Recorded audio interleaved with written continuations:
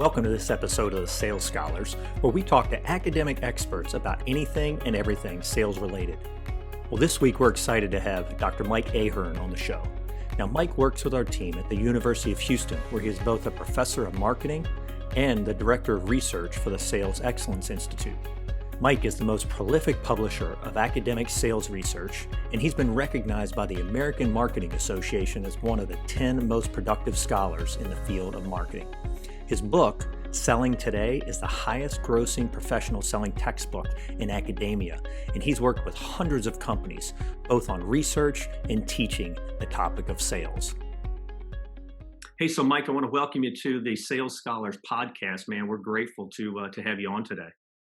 Thanks, Craig. Looking forward to talking with you. Yeah, no, this will be great. Obviously, we get a chance to work together some at the institute. So, tell us a little bit about the work you do at the Sales Excellence Institute and kind of how you got into the academic world of selling. Cool. Let me start off by telling you a little bit about how I got into it. I was doing an undergraduate degree in mathematics, and I just even backtracking from this, I sort of started out in a strange manner. I played professional baseball, and then my career ended, and I was like, I'm not sure what I want to do with myself. I was, came out of high school, played ball, and I remember my dad was a nuclear physicist, and he said to me, he goes, "Oh, Mike, you got to go into math and physics." And so I actually went in, and I was an undergraduate in mathematics, and doing my undergraduate degree in math. And one of the things I noticed when I was taking some classes is when I would take more of applied statistics classes, or classes where I actually was able to do some mathematical related things with data that was working, or doing something that I could apply to industry, I found that really fascinating. So initially I was doing more actuarial kind of stuff. And then I did a master's degree at my school. They had a combined undergraduate master's program where I took some classes in market research and in analytics and things like that. And I got to apply stuff to real world problems. And I ended up finding out that I really enjoyed solving business related problems using mathematical applications. And so then I went to a PhD program at Indiana University, and I focused on decision sciences and in marketing. And during that, I took a little bit of an unusual thing. And after a couple years in the program, I went to go work for a pharma company, Eli Lilly. And when I worked at Lilly, it was a time when it was like a big data time in the pharma industry. So in the early 90s, unlike other industries, you were capturing tremendous amounts of information on your customers that allowed you to make very technical decisions on how you marketed and how you deployed your sales organization. So I was able to apply a lot of statistical models and methods to the deployment of sales organizations and alignment of sales organizations in the field. So I went on to finish my PhD, and then that just sort of inspired me to start working in the sales area more formally. And so I've been working with companies on and off, for the last 25, 30 years in the sales space, working with hundreds of different companies, doing Salesforce effectiveness research. And probably about 15 years ago, a little over 15 years ago, I had the opportunity to join the University of Houston. I was before that a professor at Emory University, then at Penn State and University of Connecticut. And I joined University of Houston to work with a few people. Eli Jones, who is here, who was a friend of mine at the time. He's now the dean at Texas A&M. And there at the time, Randy and Carl were both there. So Randy Webb and Carl Herman. And we all actually were working together at that time, and we had a much smaller group.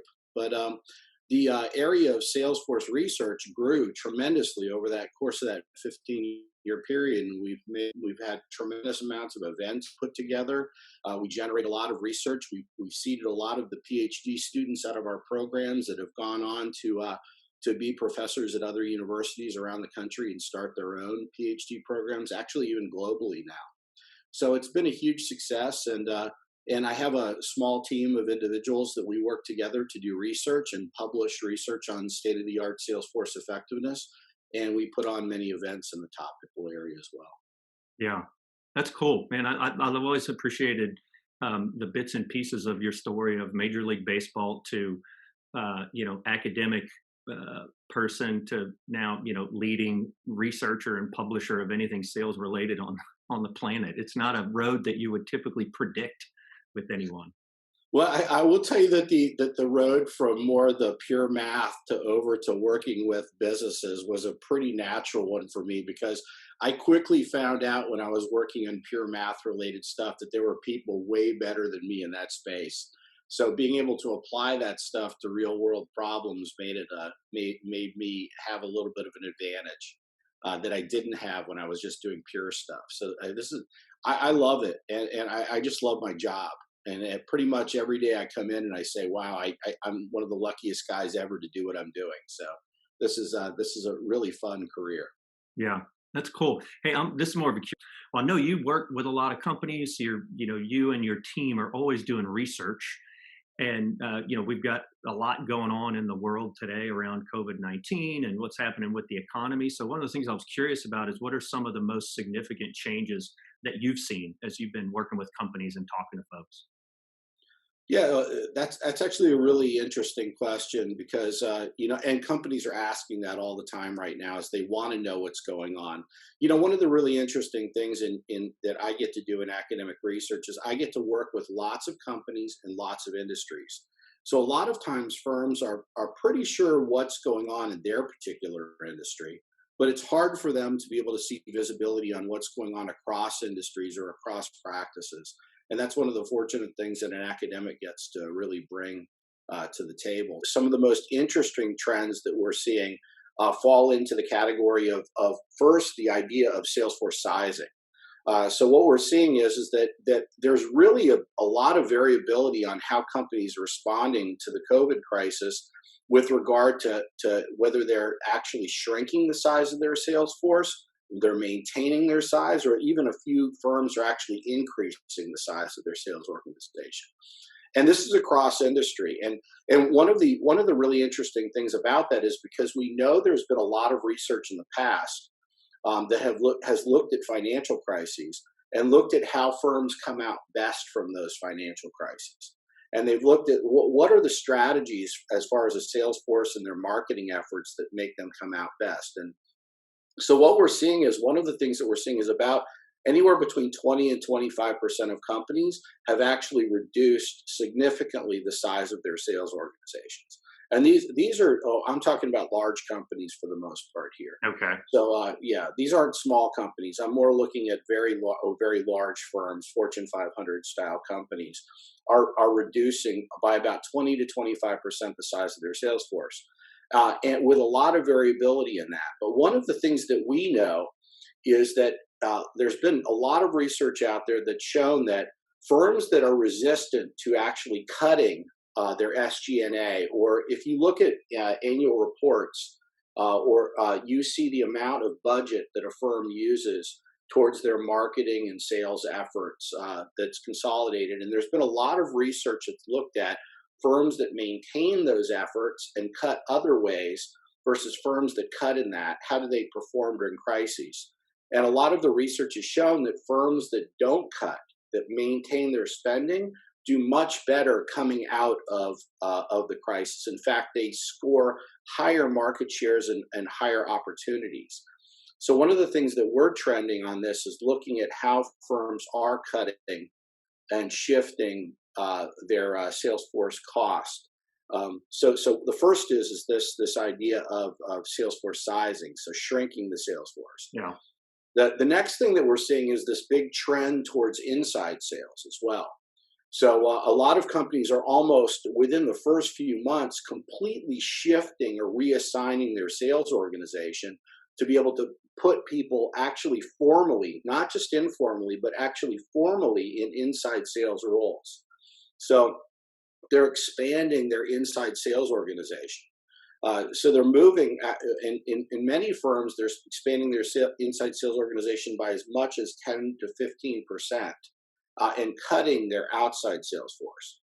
And you're saying they're doing that. You're saying they're doing that by intention, right? It's not just this product of, hey, listen, COVID, we're all inside, but that they're strategically moving in that direction? Yeah, so one of the things we know is that in their data, they have what's called a classification. So you're actually classifying somebody as a purely inside person.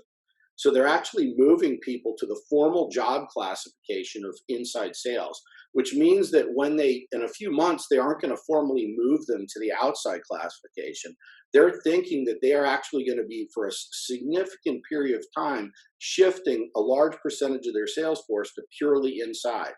So even when the things open up and customers are willing to start seeing salespeople, which we know could be sometime down the road, depending on the industry, they're expecting that there'll be more resistance following this to actually physically seeing sales reps. So a lot of Yeah. the data is showing that they're banking on the fact that inside sales will become a greater phenomenon now, where people want to just be contacted by an inside salesperson and have their account managed that way, rather than actually having a physical contact with an individual in the field. Yeah. It's interesting. I've seen some industries. The one I came from, the home furnishings industry, where I spent a lot of time. The idea of inside sales is pretty non-existent in that industry. But now that people are having conversations about, what might that look like? How might we be able to lean into it? But as you've worked with companies and looked at that inside sales shift, have you seen any particular attributes of those organizations that have enabled them to do it maybe better than others? Yeah, one of the let me first say that getting to your point about industries that have shifted to inside sales or not, we know that, say, the tech sector was one of the very early areas to be able to do this shift to inside sales and realize the value of it. And then we're starting to see other industries that have been largely resistant to doing so actually adapt and start to see a value in an inside selling function. So, for example, many of these companies like UPS, FedEx, the delivery companies and stuff like that, and distribution firms followed pretty quickly after the tech sector to build up their inside sales function and their tiered sales functions with a lot of success.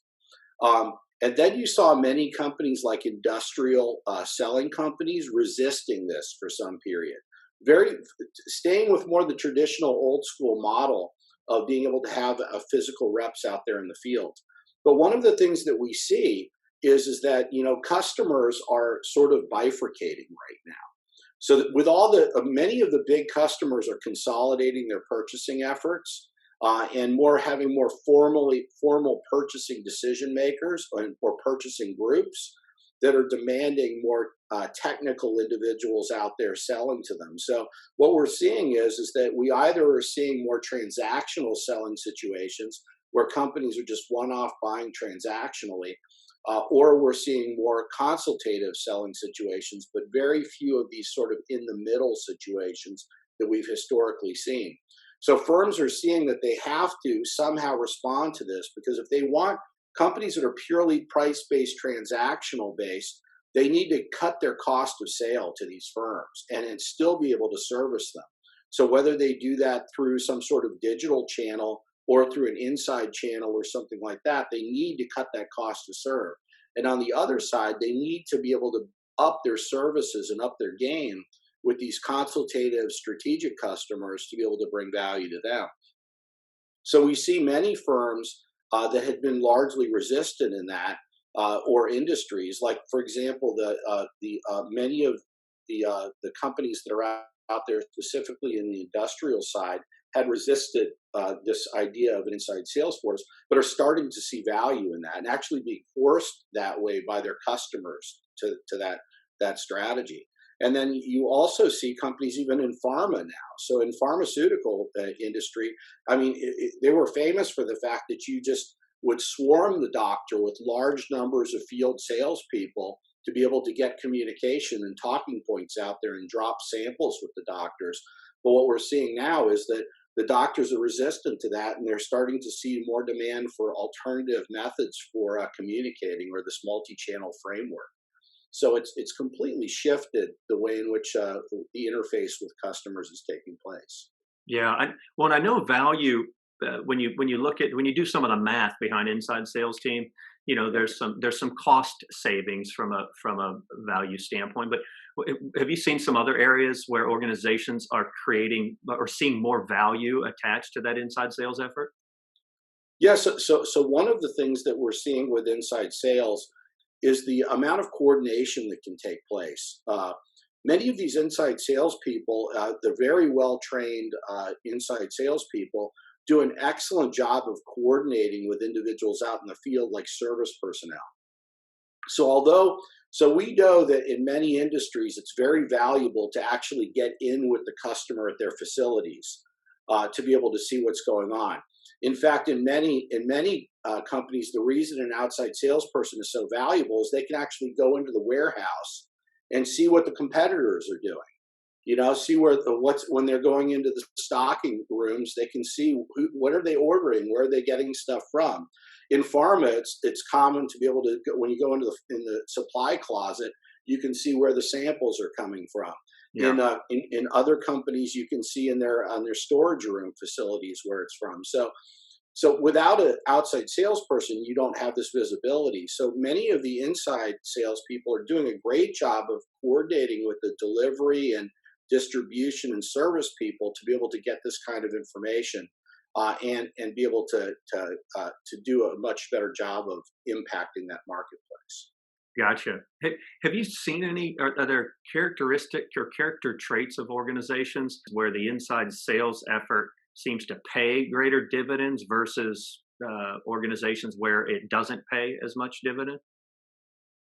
Yeah, well, I will say that there's when we define inside sales can be utilized in many different ways. So if we look at the classic organization design from a sales force, you can use the salesperson from an inside salesperson for a hunter, and then or a farmer. So, for example, we could have the hunter farmer role. Well, outside sales actually hunts for new business, and inside sales manages existing business. Or we can actually use it in a very the opposite way in some industries that are heavy service oriented, where inside sales sets up appointments and outside sales follows up on those appointments. So we have the coordination roles, but we also have the exclusive management roles as well. So maybe inside sales takes care of smaller opportunities and outside sales takes care of bigger, more complex opportunities. So there's all kinds of design types of situations. But what I will say is, so the question's not so easy from that perspective because a lot of it depends on organizational design features of it.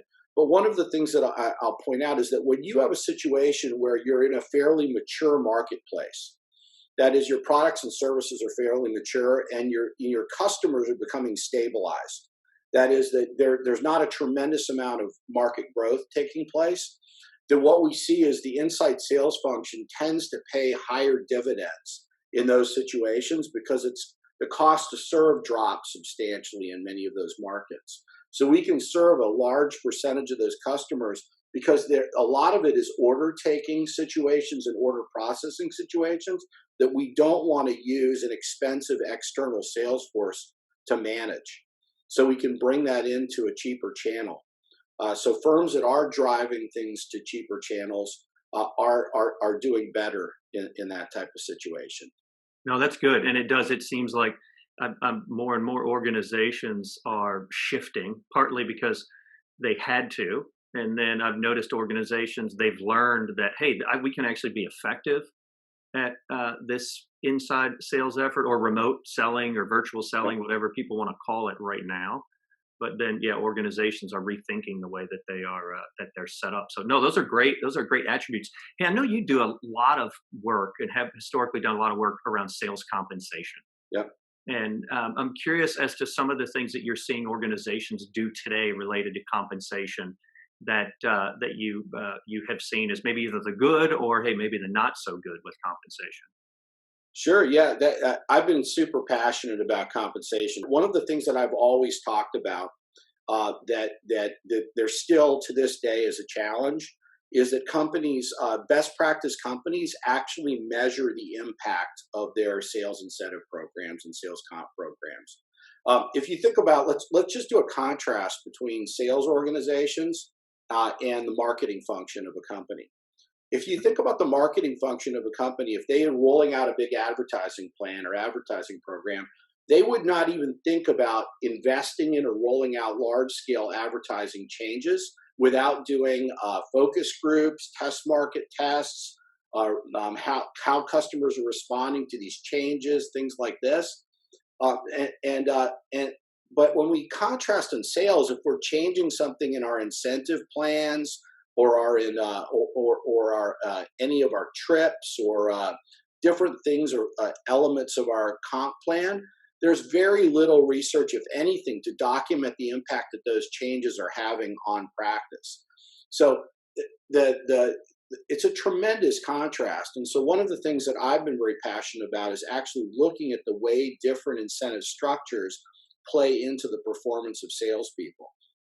And the interesting thing is, if you look at it in sales, we spend at least 5 times to 7 times more on selling incentives than they do on advertising.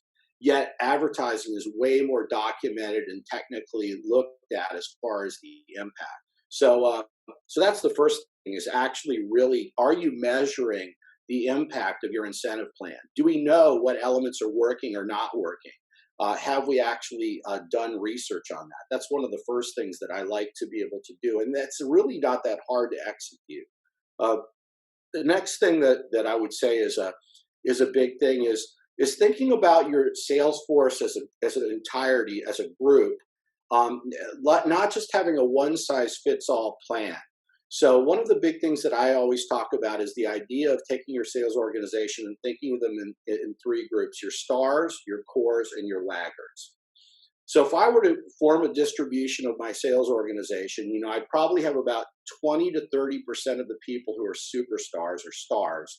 They're always winning my contests. They're the top performers. They're very assertive, that group. We have our cores. They pretty much make their targets regularly. They move along. They do well. They don't require a lot of maintenance from the organization. They're not a demanding group.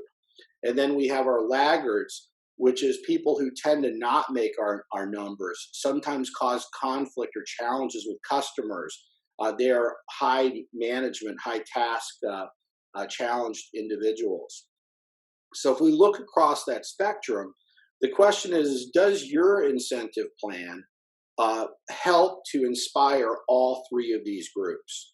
Okay. What elements of your plan are out there that helps to make everybody more effective? And many companies just haven't really thought about that. Yeah. That seems, just as you're saying it to me, I'm like, man, that sounds like it would be highly complex for me to create comp structure to motivate each. What have you seen that to be the case, or are there non-complex ways to get there? So the first thing I want to sort of dispel is this idea that we have to have a different plan for the stars, a different plan for the cores, and a different plan for the laggards. I'm not suggesting having like 3 comp plans. What I'm suggesting is that elements of your plan motivate each of these groups. So, for example, let's just take the core performers for this, because that we're talking about 50 to 60% of our Sure. organization.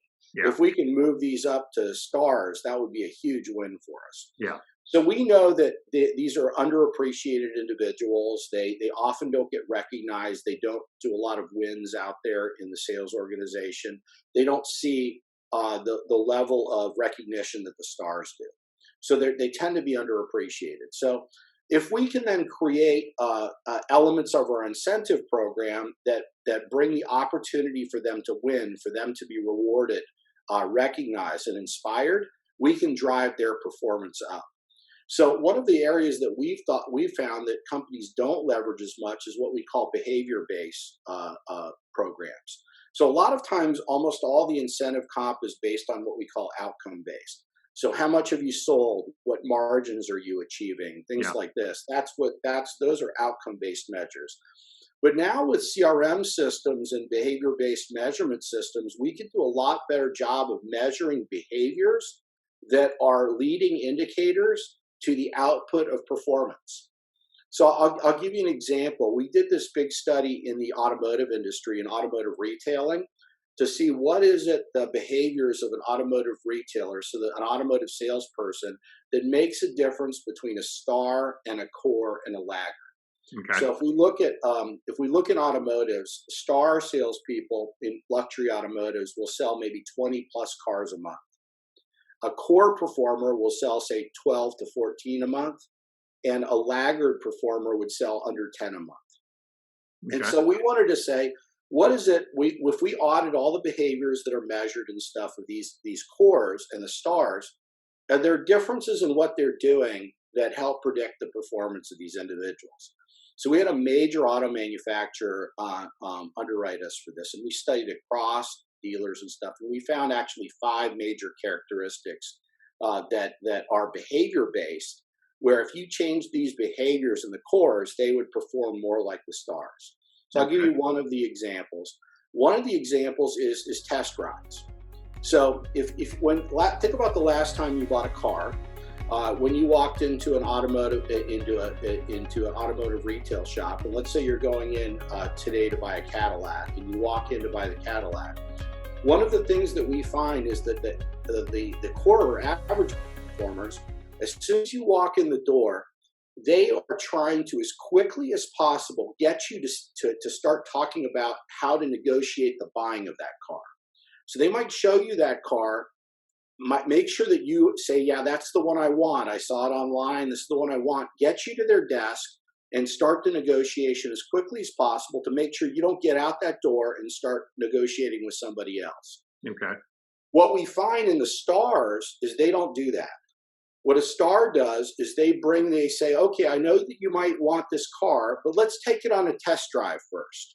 Let's actually go out there and ride it, see all of its functionality, see what it does, maybe try out one of the other vehicles as well and see what your thought is on it. And then they sit them down and they negotiate.